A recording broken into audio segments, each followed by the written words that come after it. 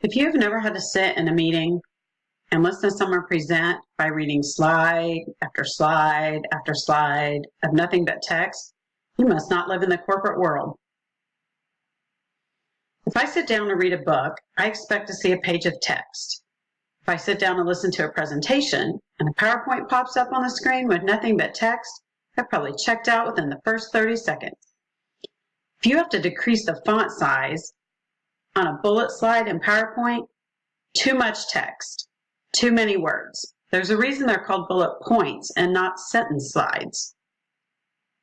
Not only is looking at a slide that is all text boring, it also doesn't give your audience much confidence in your knowledge of the subject if you're simply reading the text on the slide. Pop up a graphic and start talking, and you look like you know your subject matter, and you can speak to it. So get creative.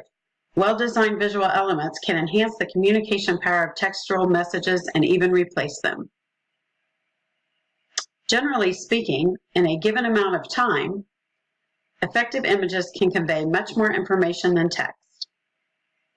In the numbers-oriented world of work, people rely heavily on trend lines, distribution curves, and other visual presentations of numeric quantities. Visuals attract and hold people's attention, helping your audience understand and remember your message.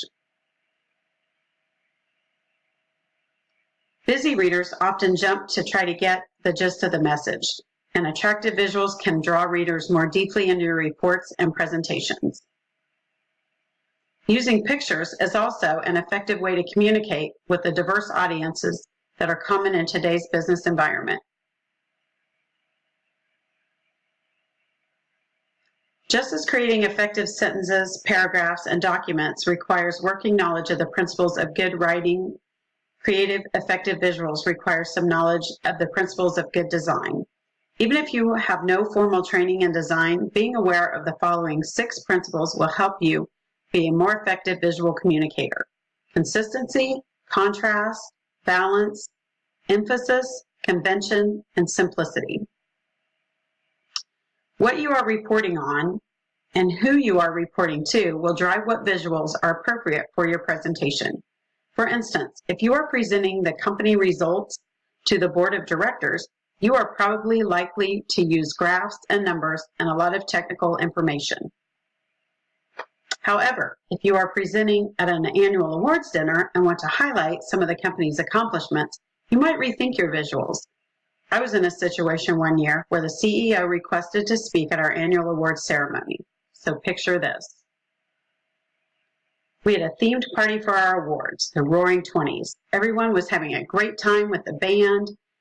When it came for the time for the presentation, I knew we were in trouble. I had been in rehearsal, and as much as we had asked that the presentation be kept energetic and positive and reminded the CEO that it was a fun night and we were celebrating, he just didn't get it. What should have looked like this, followed by a few words of encouragement, turned into over an hour of this and this and this. No amount of this could make it any better. In summary, know your audience, recognize what the message needs to be, and how best to portray it.